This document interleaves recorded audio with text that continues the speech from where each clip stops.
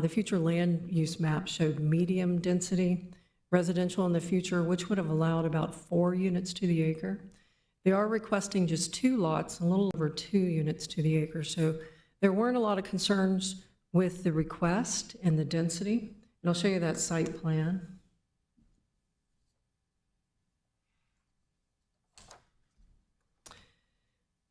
The reason they were postponed at the last meeting was because the applicant was requesting a variance from the 65-foot front setback in order to allow a reduced 50-foot setback.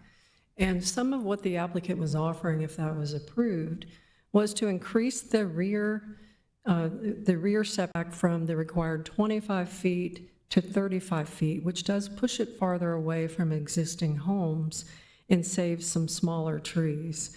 Staff's recommendation at the November meeting was to approve the variance on Lot 2 from 65 feet to 50 feet, but to maintain a 65-foot setback along Waters Road for this home. And the reason is because there's a 28-inch oak along the front.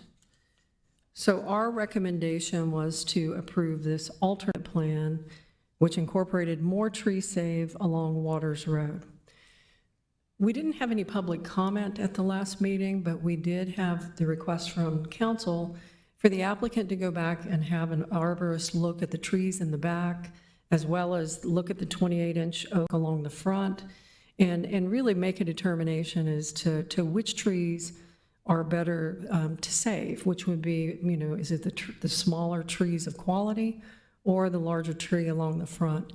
And looking at the tree information that was given to us, really the arborist stated that either would be a good tree save. So there wasn't a lot of additional information that was gained, except to make sure that whatever the decision of council, that these are also a good save, or the front would be a good save.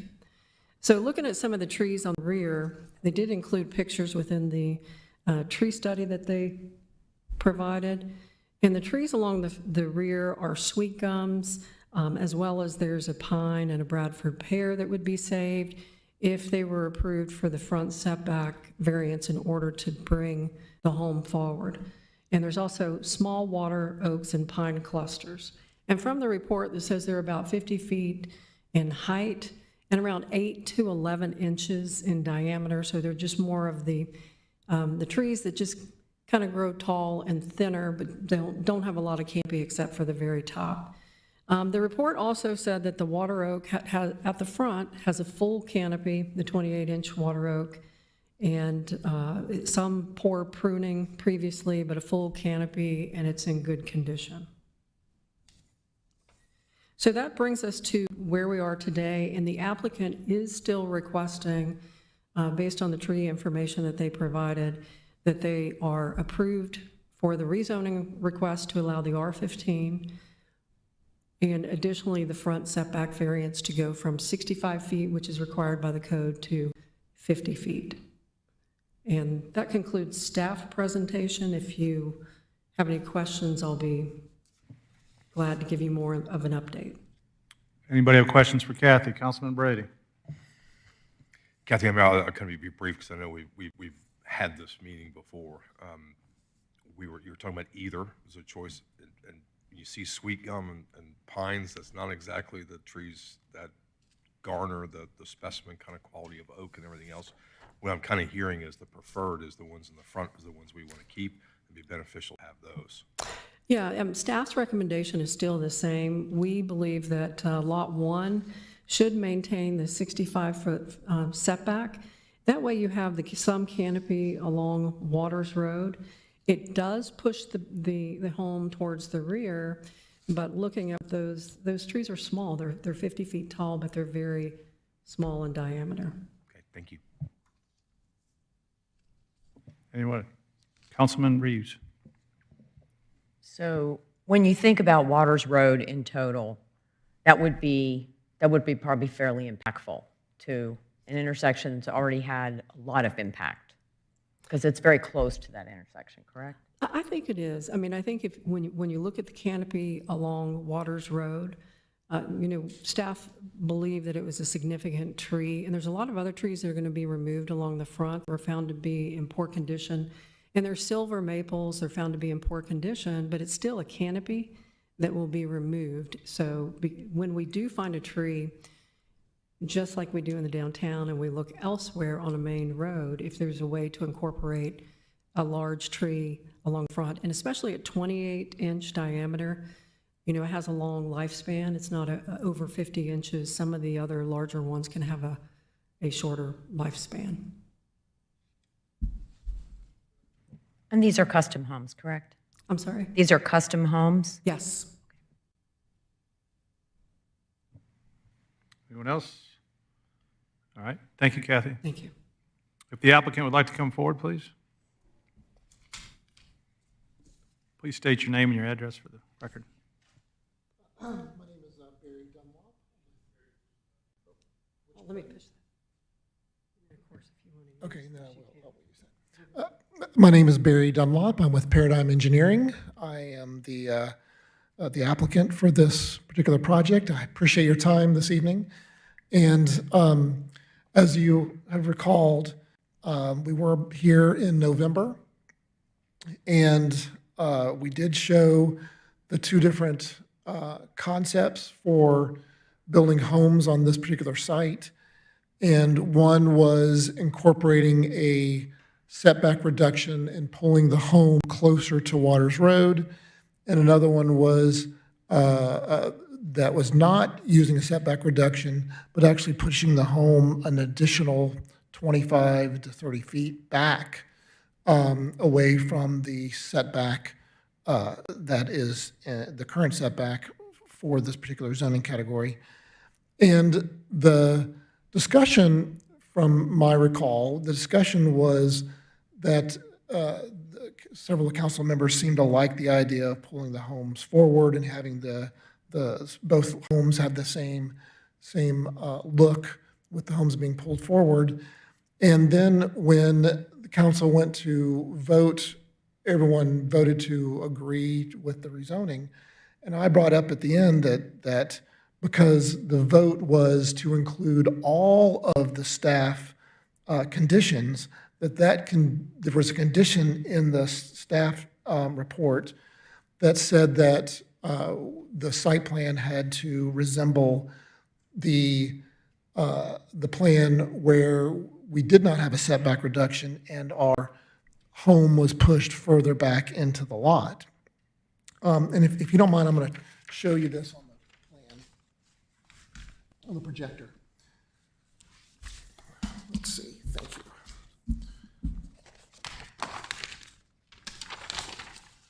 And at the same time, there was some discussion as to the site plan. The site plan was using just a concept footprint that I had pulled together, to represent the home and the garage for the home. And there was an idea that I should go back and talk with my architect and see if I can get something a little bit more accurate to represent the building so that we can determine what could be built on that lot that would be more representative of the design. But as Kathy was showing, this was the alternate that was basically pushing this home back a fair amount from the setback. That right here is the existing setback on the property, and I've had to push the home back almost an additional 30 feet to be able to save that tree right there. So I pushed my home back 30 feet from that original setback. That's why this home has been pushed so back into this area. But my architect came up with a real footprint on the building, and it's not too far off from what we had conceptually, but this is what they came up with. And this is just an idea of the elevations of that particular building. There'll be a three-car garage with sort of a rooftop kind of amenity to that garage, and then the home is brick, I think that they might end up painting the brick white to go along with the original imagery for the home. But this being an actual footprint of architecture, we're showing our driveway coming to the middle of the home, and we have a little sort of a motor court area, just sort of a little parking space area to be able to pull in and out of the garage and have a space for guest parking. We obviously don't want guests to park on the road. But this concept removes that right there, that red X right there is the 28-inch water oak that is in question. And no matter how I push this in or up or down in the property, if I were to pull it back or forward, I still, with the driveway as it comes through here and the way the architecture is set out, I don't really have a path to be able to save that oak, that water oak, with the architecture that has been given to me by the architect. So basically, as Kathy had stated, we did have two conditions, staff conditions, that I would like an adjustment to, or even a removal of, to be able to make this a more viable project for the builder and future residents.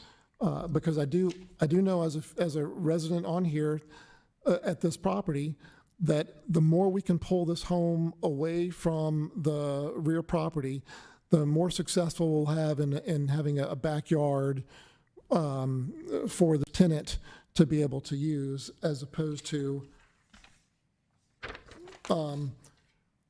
something that would require grading up and a retaining wall to be able to try to form any sort of a backyard for a tenant if the home was pushed back further from the property line, or actually from the setback. You can see just how much of a difference the building has to be beyond the setback in order to save that particular tree.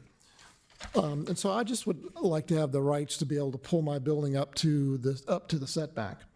So the conditions that were our concern was, one, that the setback fronting Waters Road, that we had requested a 50-foot setback, which was okay and agreed to on lot number 2, from 65 to 50 feet. That we would also like to have that on lot 1 from 65 to 50 feet. And then the next condition was really the one that was concerning to us, is that it basically said the trees are to be saved as depicted on the alternate site plan prepared by Paradigm, me, dated 6/23. And that is this plan, which was the alternate, as Kathy's originally showed. This was what we had originally submitted as as what we had wanted, and then we came up with an alternate when they said, hey, try something to see if we can try to save that tree. And that's what I did. I tried something. We're still pushing the 20% impact on the root zone with this particular layout. But that was what we originally submitted, and then they asked for an alternate. And the alternate is usually, the intent is, what could we do to try to push the boundaries of the design to save something, and that's what we did. But now that we actually have some real architecture, which is what my architect put together here, I don't really see a path that works to giving me just a 20% impact to the critical root zone of that tree. So the condition here that reads that the tree shall be saved as depicted by the alternate plan by Paradigm on 9/23/25. The tree save shall be consistent with the submitted tree survey, which we've done we've actually had an arborist out there a couple of times. What I'm requesting is that we either remove that condition, or we could change the date of that condition to reflect this plan with real architecture, which I've got a date of March 3/2. I've got a site plan here that I can give over to Kathy, which is actually this with a title block. So that's my request to you as a council, that I request that you help this developer, a builder with, to be able to adhere to this property rights to build the architecture that they seem to be most directed towards this particular product. And adjust this condition to read either 3/2, March 2nd, or just remove the condition altogether. And then we would just build something, we'd work directly with staff during the building permit process to make sure that we work through the architecture and the land disturbance activities. I'm sorry, I'm going to have as to needed. interrupt you for just 1 second. Mayor Pro Tem, the time for the applicant's 10 minutes Correct. initially has expired.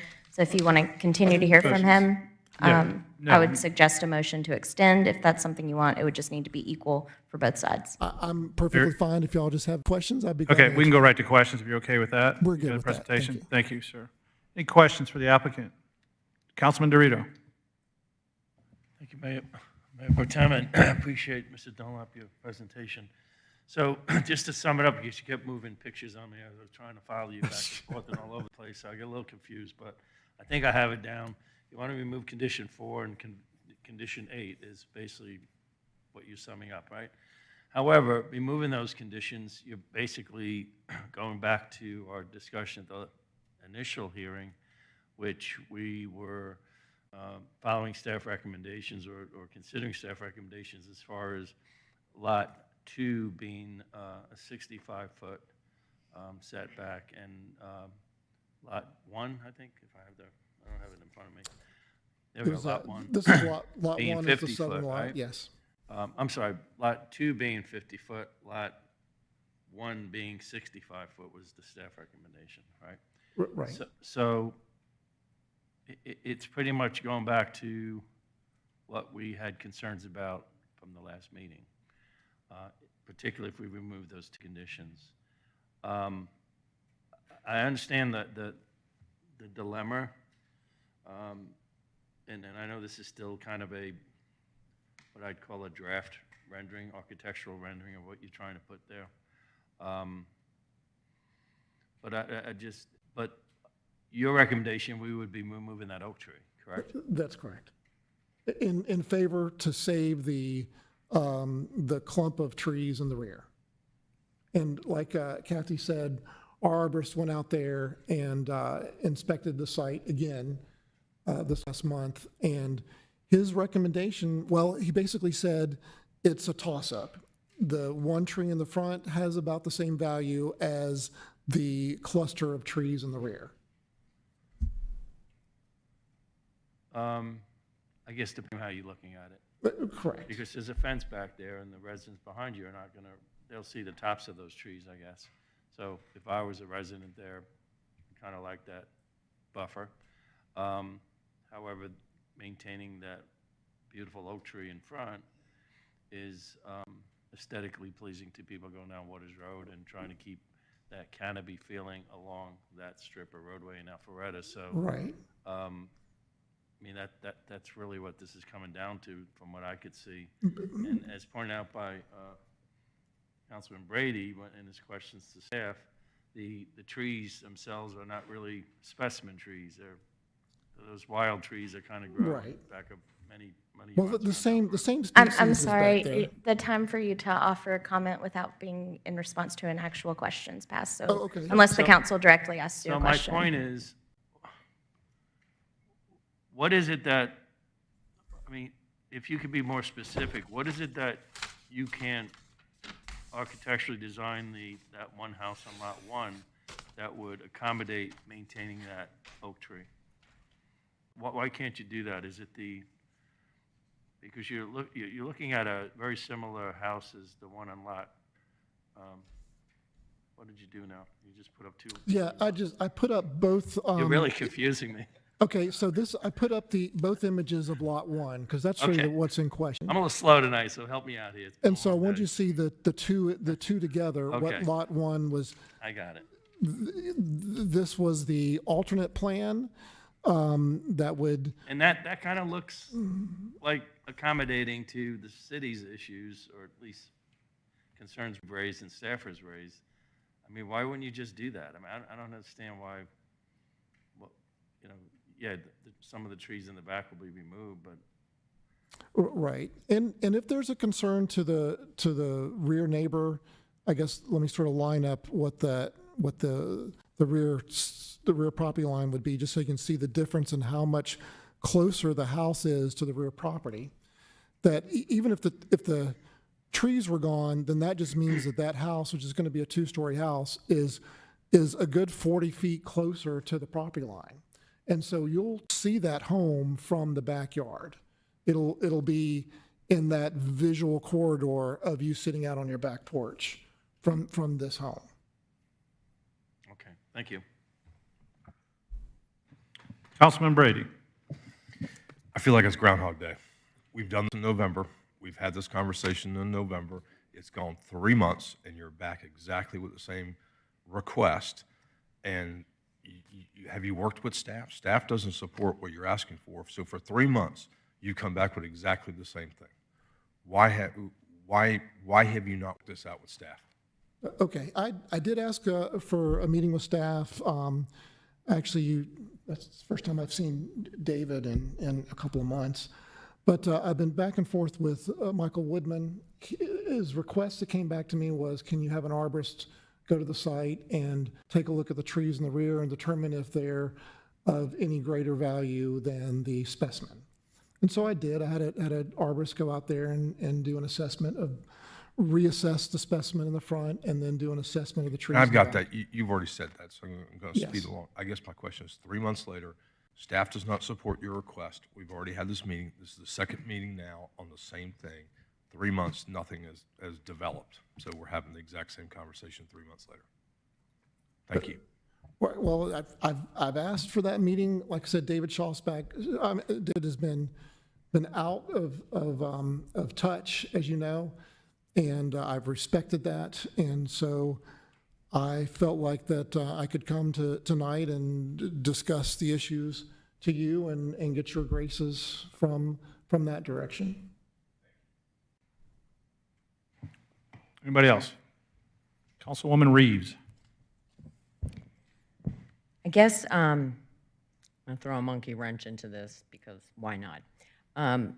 Both lots, like if they were both with the 50-foot variance, then that would be what he wants. That would be that, yes. I have an oak tree in my front yard that's been hit by lightning 3 times, and I love it. It's huge. I won't take it down because we love that darn oak tree. But somebody could build 4 residences on here, and I have a concern about sweet gums. Oh, they're the worst to step on, like always the worst. But they are providing some kind of buffer for the people that live behind. And if we are 6 of one, half dozen of another, I look at 2 lots, and if we give them both the same setback, that seems like that would be consistent and makes sense. I think he's probably trying to build nice houses around here these days. That's mostly what goes. So if it's 6 of one, half dozen of another, I would be for trying to work something out. No, I don't have a question. I told you I had a statement, and that was, all right, thank you. Councilman Driscoll. Yeah, thank you for being here this evening. So a question I've got for you, is this 2-foot topo or 5-foot topo? Actually, 1 foot topo. 1 foot.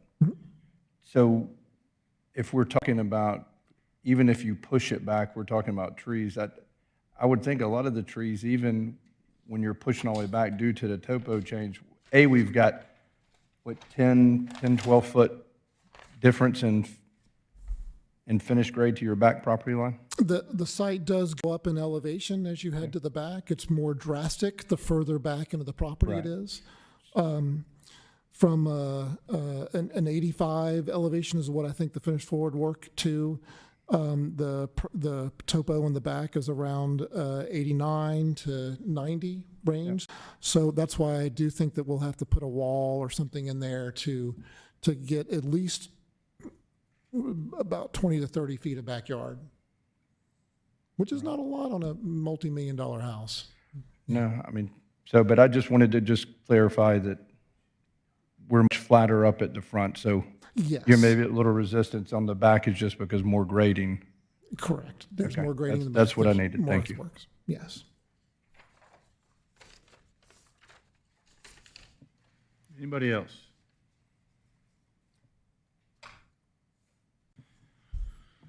Ms. Shapiro, do we have any public comment cards either for or against this project? My turn. We do not. If anybody in the audience didn't realize they needed to fill out a form but would still like to speak in support of this, please raise your hand or come on up.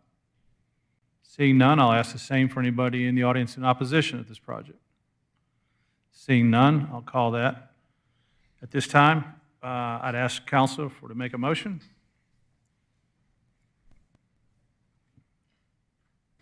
Yes, Mayor Pro Tem, I'd like to make a motion to, Okay. motion to approve, motion to approve Z-25-14/V-25-31, 10235 Waters Road, as presented by staff. Second?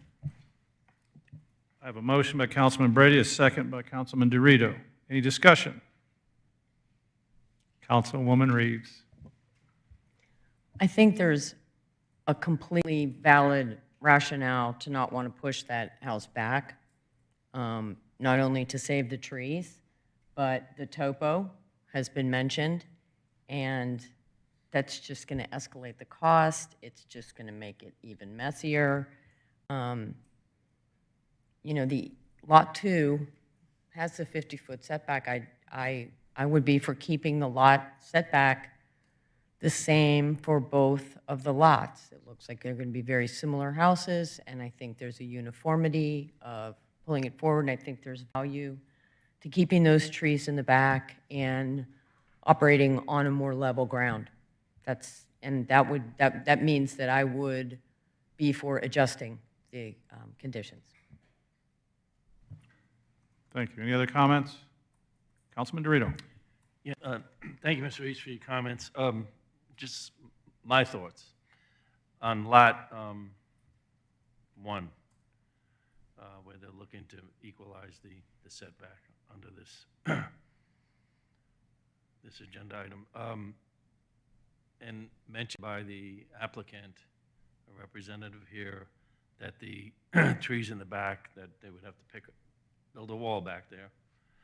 I'm just thinking from just a practical standpoint, if I was going to invest on a multi-million-dollar home and on that lot, and I would love the oak tree in the front of my house, and I would incur the additional costs to replant that buffer back there. I think in order to beautify their backyard, which they're going to want to do, whoever buys this property, that's going to be done. I almost guarantee it. I don't know, but I would guarantee whoever buys it, spending that type of money on a home, they're going to replant that buffer, and it's going to be even nicer. So by us having them remove that tree, we're really just giving something up we really would like to protect, knowing that I think that property, that buffer in the back would have to be improved if someone's going to invest that type of money in that house. So just my 2 cents. Anyone else? Seeing none, I will go ahead and call for vote. The vote before us is to approve. Please vote accordingly.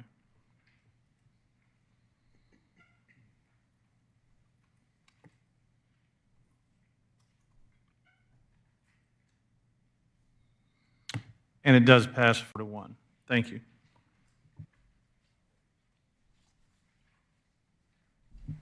Next up this evening, under new business, we have a purchase approval, annual workstation equipment replacement, and Director Adam Montgomery will present that.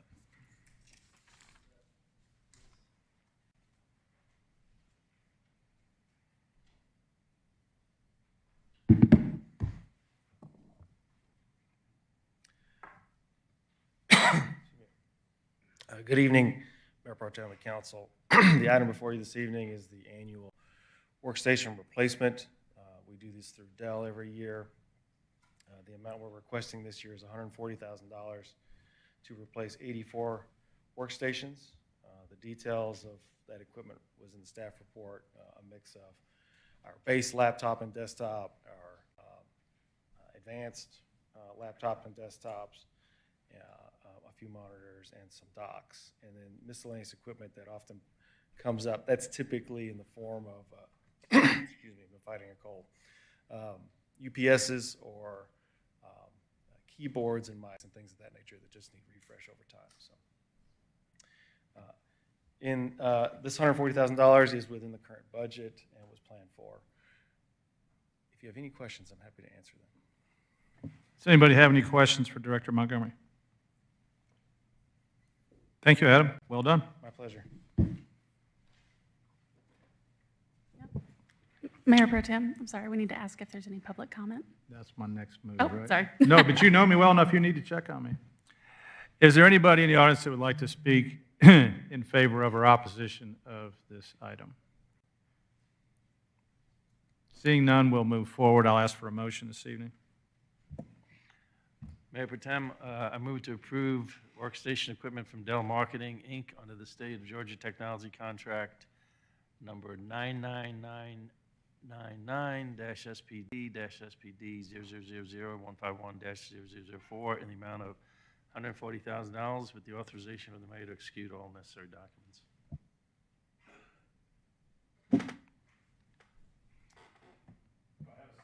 Second. Beat me to it.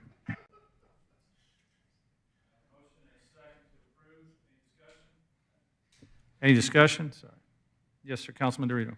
Real quick, Mayor Pro Tem, I just want to thank Director Montgomery and his staff for pulling this together. I know it looks simple. You just come in and you want to just make a purchase as we talk about every year, but a lot of thought goes into this. There's a program of replacement that's behind this, so it's not just simply spending $140,000. There's a lot of thought and cost efficiency in the process to make sure that we're replacing the right computers at the right time to keep our staff, the entire city of almost 500 employees, with the right equipment to do the right job for the people of Alpharetta. So thank you, Director Montgomery. Thank you. Anybody else? Okay, ask everybody to vote accordingly. And it does pass unanimously. Next up is a change order request for proposal 25-1003, Fire Station 81 Construction Manager at Risk. And we'll see Mr. Pete Sisezek. Good evening, Mayor Pro Tem, Council. Before you tonight is that we refer to as a change order of Fire Station 81 because we issued a purchase order already for the fire station through the CMAR process. This project started back in August of 2023 with the hiring of Jericho to do an assessment of fire stations for functionality, as well as start looking at clean room applications to our stations. Followed up by then on October of 2024 with a contract to Jericho to start the design process for Fire Station 81 for the clean room and the clean station concept. This past June of last year, we hired Ajax to do the CMAR process, construction manager at risk, for an amount of $11,000, and tonight is the accumulation of all that. So collectively, Public Works, the fire department, Ajax, Jericho have been working to bring the project in. It's fully designed. We went through a detailed VE process In fact, some things as creative as finding where we get the front doors to the bays, the bifold doors from overseas for a $36,000 savings. The station already has doors, so if they're delayed, the station can still be operational. We added a restroom for a future female firefighter. You may recall going through that design process, not replacing all the kitchen cabinets. We're actually going to paint them. So very, very detailed process. 7 months to complete the construction of this project. I do want to announce that the fire department was very willing to relocate in their station. So when we're working on their bunk room, they're going to be in the addition, staying in there. That will expedite the project, gets this done sooner, and save us dollars as well. So thanks to Brad and his team for doing that. The additional $65,000 for Jericho is for all of their submittals and shop drawings and inspections they have to do to keep the project moving forward quickly and as they designed it. So answer any questions. Any questions? Councilman Dorito. Pete, thank you. Real quick question. I know when I met with several people going over the kind of the details of the cost associated with this, we had a really big discussion on the garage doors. So which doors are part of this cost? The bifold doors. Is that the new one, the new Yes. upgraded? All right, thank Yes, you. Anyone else? All right, thank you, Pete. Thank you. Ms. Lauren, do we have any public comment cards on this item? We do not. Thank you. All right, Pete, thank you. Thank you. Appreciate it. Do I have a motion this evening? Yes, I'd like to make a motion that we approve change order number 1 associated with the request for proposal 25-1003 to Ajax Building Company LLC for an amount of $3,048,937 for construction services associated with construction manager at-risk delivery method for an addition and enhancements at Fire Station 81, and award change order number 2 to Jericho Design Group LLC in the amount of $65,000 for related construction administrative services, and with authorization for the mayor to execute all necessary documents. Second. I have a motion by Councilwoman Reeves, second by Councilman Brady. Any discussion? Councilwoman Reeves? I just want to thank the staff, from Pete to Brad to everybody, for really, I've only been on here a short while, but you were able to fill me in completely on the design, the reasons for the, you looked for ways to save money, you looked for ways to get this into budget, and then you looked for ways, with Director Harris, to find ways to fund what went a little bit over. I'm really impressed, and I appreciate all the hard work that everybody put into it, and I know everyone's looking forward to seeing it done. Councilman Brady? I'm going to resonate those thoughts, absolutely. And really thanks Pete, Tom, staff, Chief, for all your hard work. Councilman Dorito, we spent a lot of time kind of going through this over the last year. From a fiscal responsibility, I cannot tell you how great it is to do the CMAR and do construction management. That these times before we come up with new projects, we put a dollar amount on it. We go out with a certain design that comes back, it's over budget, and we're kind of stuck, right? Because we're stuck in that part. I love this system. I love what we're doing. I love the flexibility that we have, the VE efforts, the management of VE through the process under that gets us a better product. It gets us in budget. I can't thank you guys enough for what you're doing. So thank you so much. Anybody else? All right. We have a motion and a second. I would ask you to vote accordingly.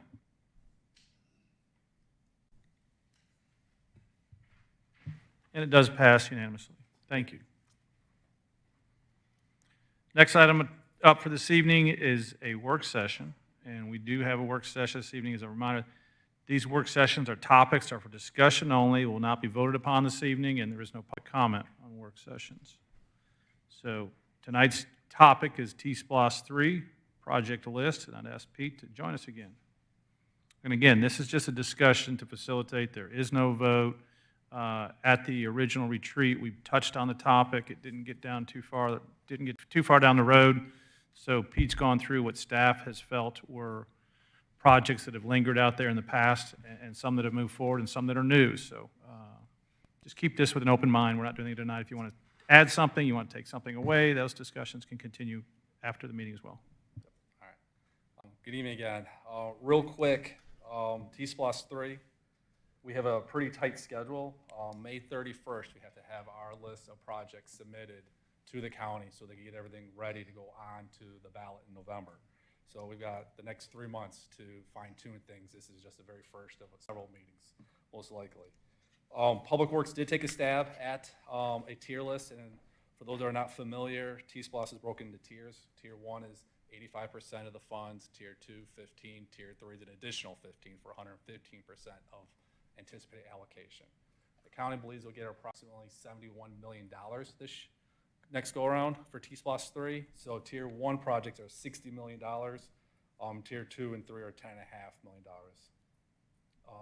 Our first stab has, for Tier 1 projects, maintenance citywide, and this maintenance is milling resurfacing, striping, signal pole maintenance, bridge maintenance, guardrail maintenance, everything you can think about a road and a sidewalk as well for our maintenance items that we usually have in our capital budget, but pulling from T-Splosh. Then we got Brookside Corridor, $6 million. That's the narrow into the lane diet approach off of the master plan. Kent Street sidewalk from Mayfield Road up to Hopewell, that's $8 million. That also does include the roundabout at Hopewell. That could be removed if so desired. Henry Road improvements. This is a joint venture project. We met with Roswell before the end of the year. They're looking forward to putting this on their list of projects as well. And in fact, the CID tomorrow has it on their agenda to allocate approximately $200,000 towards concept design and survey. So that number could get fine-tuned a little bit.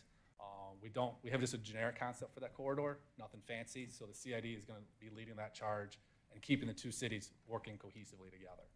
And then we got two Alpha Loop projects, North Winds and West Side. So, and then Tier 2 and Tier 3, you can see those on the list as well. What we're looking for tonight in Public Works is, if I had a crystal ball, a wish list, 3 goals. 1, anything on these lists that you are just like, let's remove it, move on. I don't see a benefit for it at all. Number 2 is anything you'd like to see added to the project list. And then the third one is if $35 million for maintenance is too high, we can reduce it and put another project in there. If it's too low, you believe, we can most definitely increase it. But it's a scale. What you take off, you can put back on, cannot exceed those dollar amounts, those thresholds. So, open up to any comments, questions. Comments or questions for Pete? Councilwoman Reeves. Brookside Park, a lane diet? It's a lane diet. It's part of the master plan that was adopted. Mayor and council, I want to say it was in 24, I could be off by a year, adopted a master plan for the whole Brookside Parkway. So it's getting rid of vehicular lane, adding bike lane, adding 12-foot wide sidewalk, I think 10 or 12-foot wide sidewalks, some beautification, streetscape, trees, artwork, and connection to the park down there. And this is the area that will end up connecting to the Greenway back there, correct? It could, yes. Could, potentially. Yes. Gotta get over the creek.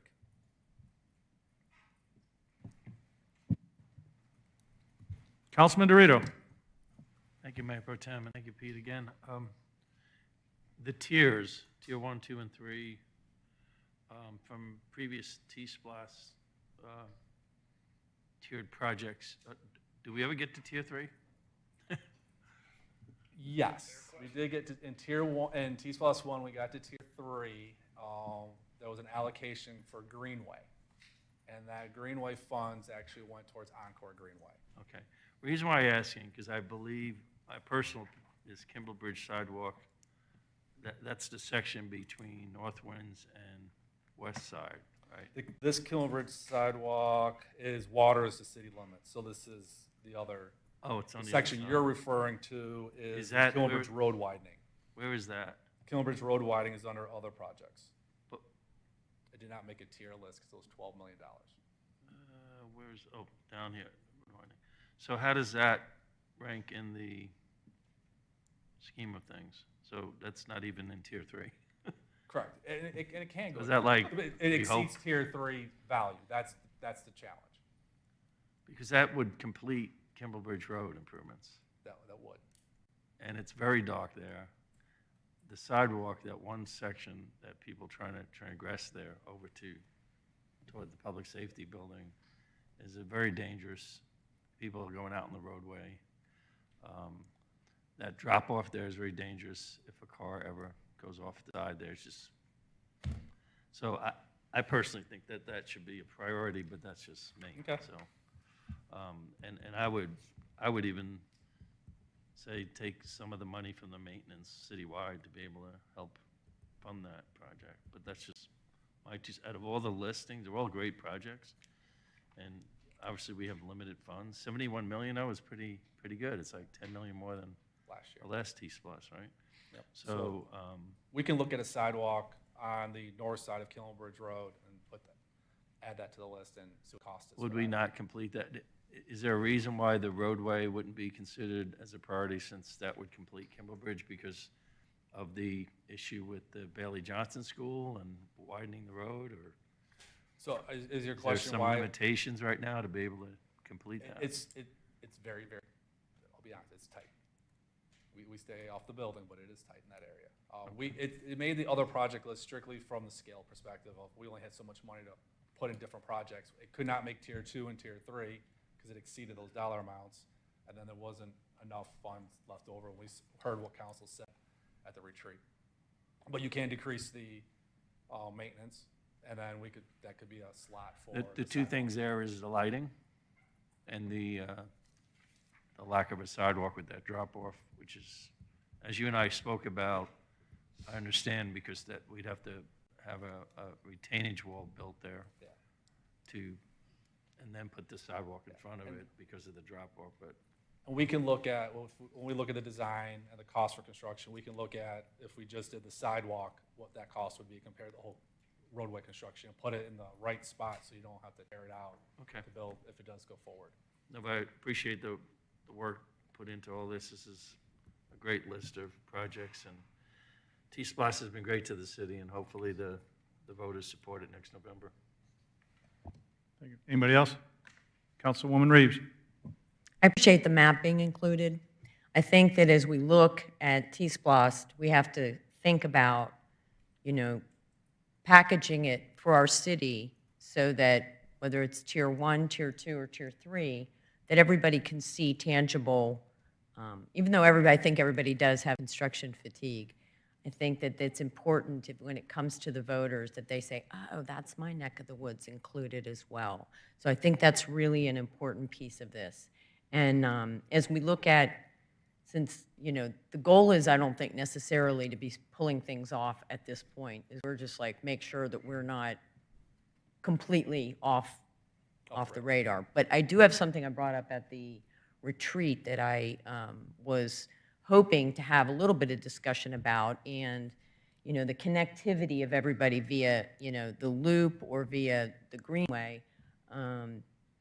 There's an opportunity between the Greenway in the Y area, it's around Mount Adams, and the gigantic area that the school system owns behind Creekview. There's a great pathway right there behind the school that is sort of maintained a little bit, and then there's a part of the pathway that goes directly from the school property right over to the Greenway, which is really neat because there would not be, I don't think, really like acquisition. We only have 2 players, and it would be a way to connect part of that side of town to the Greenway without, Webbridge is nice and everything, but it is loud.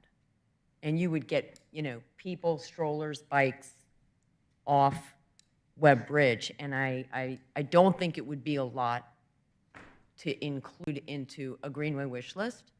I think it would be very helpful, and it would help the biking part of our community, because I think a lot of people actually do utilize Mount Adams for mountain biking. So like that to be considered. Thank you. Councilman Driscoll. Good evening. Hello. So, a question I had was on the CID. I know you talked about the one project down there with the city of Roswell, but when we're sitting here evaluating these, are there any other projects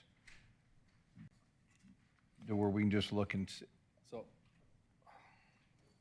the only, so the CID is along West Side Parkway. Avalon is in the CID. Yep. Jackson Healthcare is in the CID. That's where the North One's Alpha Loop is.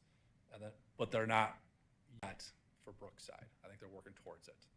Okay. So, but we most definitely could look. I'll double check tomorrow with Brookside. Yeah, And I see what think- the partnership is. Yeah, because I There- think that could help evaluate, as we're evaluating everything, really. And then for Hembry Road, it showed up on their Blueprint 3.0. So it's one of their projects they identified through their planning process. Perfect. So Thank it's a you. high priority for them. Awesome, thank you. But I'll double check all the CIDs. All good? All right, well, I encourage people to make notes of projects you would want to add and information and share them with each other. We do, Pete, what'd you say, May what? May 31st. May 31st.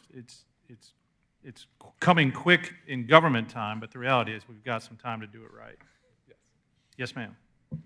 And the vote is when? November. November? November Third. ballot. November Okay. 3rd. As much as we can, make sure that folks understand when money gets tight, this is like a fabulous way to fund things like maintenance, because it is a way to spread the money that we get that much farther. It's been magic funding for the school system, and, you know, so far you have done a great job with the T-Splost thus far, and I think it's really, really critical that we get that passed in November. Great. Thank you, Pete. Thank you. Appreciate it. All right. Next up, public comment. Is there anyone who would like to participate in public comment this evening that's in the audience? Mayor Pro Tem, we do have a public comment card here. Okay, we can start with that. Ms. Kathleen Cherry, I'd ask that you come forward, state your name for the record and your address as well. And we generally keep comments to 3 minutes. I'm sorry? We generally keep comments to 3 minutes. Which is why I have it written, because that probably wouldn't happen. My name is Kathleen Cherry. I'm a resident of Alpharetta, 3331 Sundew Court, Alpharetta, Georgia. Please don't write that down. And I can go ahead? Well, yeah. Good evening. Thank you so much for your time. My name is Kathleen Cherry, and I live in Alpharetta. I've been here for 8 years. And I'm here to introduce a newly formed collaborative called the Community Collaborative of North Fulton. We're a citizen-led network of residents, faith-based organizations, nonprofits, and local partners committed to coordinating emergency response and providing shelter to those in our area that are unsheltered during emergency weather events and year-round as well. In the days leading up to the frozen temperatures that we experienced in early February, 3 of us met for over an hour with more than 30 leaders from across Sandy Springs, Roswell, and Alpharetta. And our question to those leaders was, what is the plan for this weekend? Where are we going to unshelter our residents that live here that don't have a place to go? And what we learned from that is there is a plan. And I do just want to respectfully clarify one point. We have heard from some county leaders that the city of Alpharetta has a formal plan in place. But in that conversation on Thursday and then in a subsequent meeting that Friday, what we learned is there isn't a formal plan. And that's okay, but we knew that something needed to happen. So we did organize in about 12 hours a group of citizens in partnership with the My Watch program of Alpharetta, faith-based organizations, and several nonprofits here. We canvassed the streets with flyers and a hotline phone number and found 31 individuals camping that did need shelter for that weekend, and thanks to the help of faith-based groups, we were able to fund 31 hotel rooms. We were able to provide hot meals for those individuals, and in partnership with My Watch, David Allen specifically, we were able to have a coordinated exit strategy on that Monday upon checkout from hotels, where we had case management from Gateway there, and we met with individuals to make sure that we transported them back to their encampments, but before doing so had really supplied the resources and help that they needed. And what we learned from that weekend is that we can mobilize quickly, that we have an amazing community, that you all have already built a very strong program and funded that through My Watch. And unfortunately, David Allen did leave us formally, but he's a part of our collaborative, so we know that he'll continue to show up and help us. We've set an example by people like Captain Breakaway, who actively supported our efforts that weekend, and then even in recent conversations that I've had with John Robeson to begin establishing a formal partnership with our collaborative and the city to make sure there is a documented plan in place. Our vision is bigger than emergency weather response. We hope to grow this into a consistent year-round support network that addresses basic human needs like food, hygiene, transportation, and connection to services, not just when temperatures drop below freezing, but every month throughout the year. We're not here asking for a warming center, and I know that this caused a lot of conversation around warming centers. Respectfully, we appreciate consideration there, but we also understand the challenges that exist, and rightfully so. But we do want to continue being the example in North Fulton of a city that has a strong collaboration with its citizens, with its nonprofits, with its faith-based organizations through your programs like My Watch. And we wanted to introduce ourselves because we probably will come back and ask for more from you all. It's great that we have churches that want to show up and help, but I think what we learned is we have a real need here, and it should be something we're constantly talking about is how we evolve to support those needs. So thank you for your time, and thank you for allowing me to go over. Oh, well, this was said negative 30 seconds, so. Well, now you're on time. Thank you. Anybody else, ladies? No, sir. We're good. Anybody in the audience that didn't fill out a comment card who would like to speak? Seeing none, I will move along to reports. Any reports from council members here? Councilman Dorito. I thought I would use my time tonight to just make a little reference to the conflict in Iran right now. Before coming to city council meetings this evening, I learned that the 6th American service member we lost in the current conflict there in Iran. And I'm, like many other Americans, you're probably looking at what's going on and a little bit concerned about the people on the front lines that are protecting us and our American values. And I just wanted to, give a little respect to the servicemen that have passed in fighting for their country and our values as Americans. They answered the call and served their country well. As a proud father of a United States Army captain and Green Beret, I get to see firsthand the training that these servicemen go through to prepare, and that what our country provides them as far as the most safest equipment and training that the world can provide. So these 6 American heroes really served with courage and commitment, and I just wanted to, on behalf of Alpharetta, honor their commitment to our country, their sacrifice, and particularly their family sacrifice. And may God bless our troops as this conflict continues, and hopefully it ends soon for the best interests of the entire world.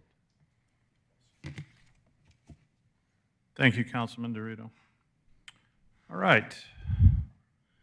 Mr. Lagerbloom, would you like to see us a little more this evening? I would, yes. We do need an executive session. Topics will be litigation and real estate. All right. Ask for council to make a motion to vote to recess to executive session. So moved. Second. It moved over here first, so I'm going to go with Councilwoman Reeves, followed up by Councilman Brady. Those in favor, please. You don't have. Yes, you do. Please vote accordingly.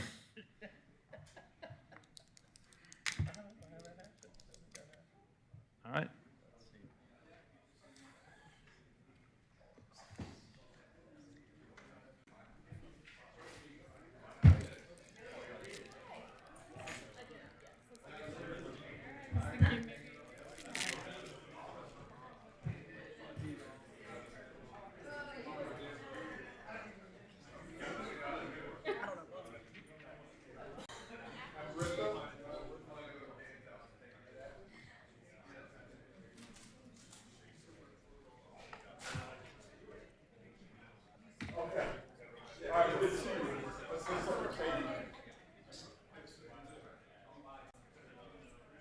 say something to Katie.